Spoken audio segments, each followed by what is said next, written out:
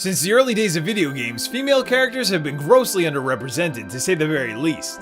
But in 1996, when Tomb Raider hit the shelves, it instantly created one of gaming's most iconic female characters in Lara Croft. The game received heavy praise when it was released over 20 years ago, and it's still widely regarded as a classic. But time can be cruel, and nostalgia can cloud our judgment. So is Tomb Raider still the treasure it once was, or is it best left in the ruins of gaming history? Tomb Raider is a 3D action-adventure game released for the PlayStation 1, Sega Saturn, and MS-DOS. It sold more than 7 million copies and launched a franchise that would continue on to this very day.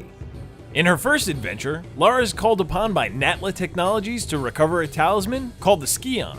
She travels to tombs in Peru, Greece, and Egypt to gather the pieces. Lara learns that once collected, Natla plans to utilize the Scion's ancient power for genetic experimentation. The company's henchmen jump Lara and steal the Scion once she finds the final piece. Though she barely manages to escape with her life, she secretly follows them and attempts to stop them once and for all. The story gives off an Indiana Jones type vibe, an evil group trying to harness an old unknown power, while a single badass archaeologist foils their fiendish plots.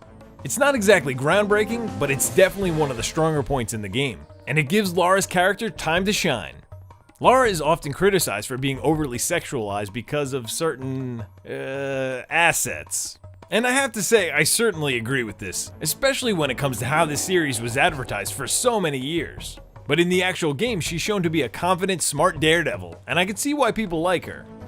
Tomb Raider has 15 levels total, and each take place in a large cave, ruin, or, of course, a tomb.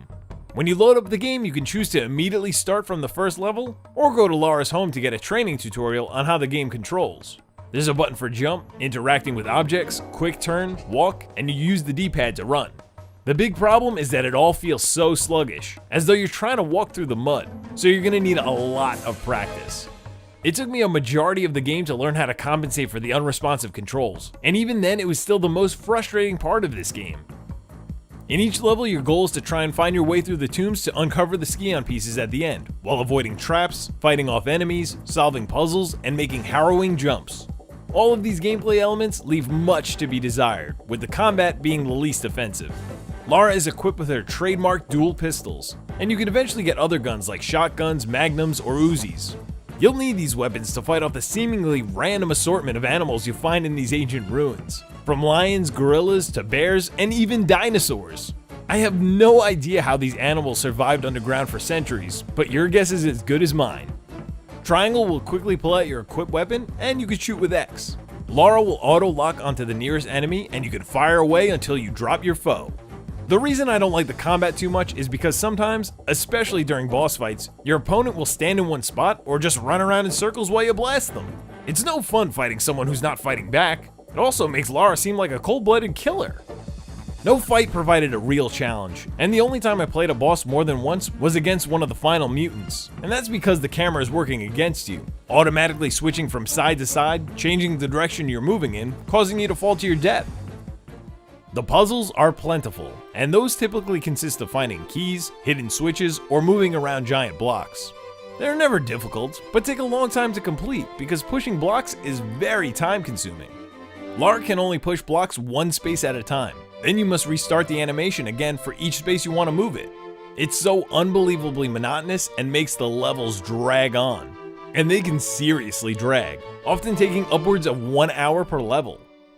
Tomb Raider is often referred to as an action-adventure game, but this doesn't account for how much platforming there actually is. Making all these jumps is by far the worst part of the game. You have to painstakingly take your time with mapping out your jumps, or you will die. And even if you plan perfectly, you're still gonna die a lot. And it's not due to your own inability. It's because the game is based off of a grid, so you must be perfectly centered in order to grab onto ledges to land safely.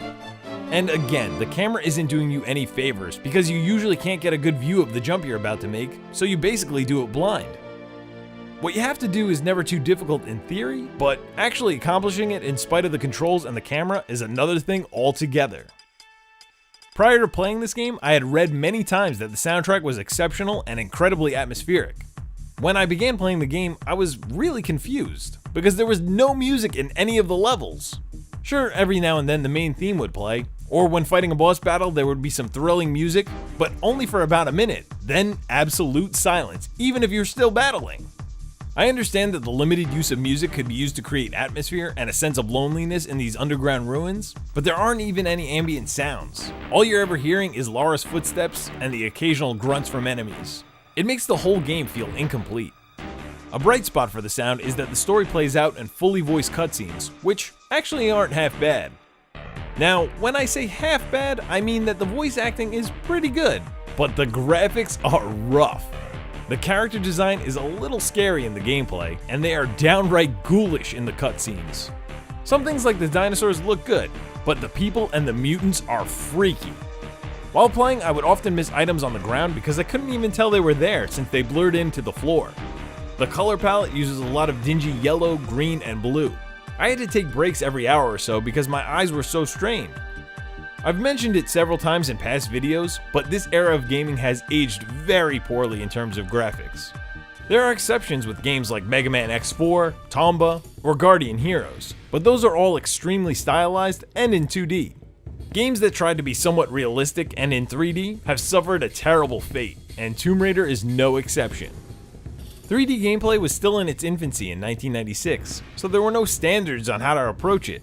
Tomb Raider may fail to hold up from a technical standpoint, but it did give us one of the first female protagonists. And prior to this game, the most famous female leads in video games were Samus Aran and Miss Pac-Man. And what's the difference between Pac-Man and Miss Pac-Man, really? After my first playthrough of Tomb Raider, I can see how it laid down the foundation for future games in the series, and for other 3D action adventure games, but I wouldn't call it a good game. While the graphics aren't great, they are the least of its problems, with the slow gameplay, unresponsive controls, poor camera, and lack of soundtrack making the entire playthrough a boring and ultimately frustrating experience. The game may have been fantastic at the time of initial release, but it simply does not hold up today. That is why I believe Tomb Raider's status as a classic is due to nostalgia. Thanks for watching, everyone. Let me know what you think about Tomb Raider down in the comments below. And if you disagree, that's okay, because remember, it's all fun and games. Thanks for watching, everyone. If you liked that video, why not check out some more episodes of Nostalgia or Not by clicking the playlist down below.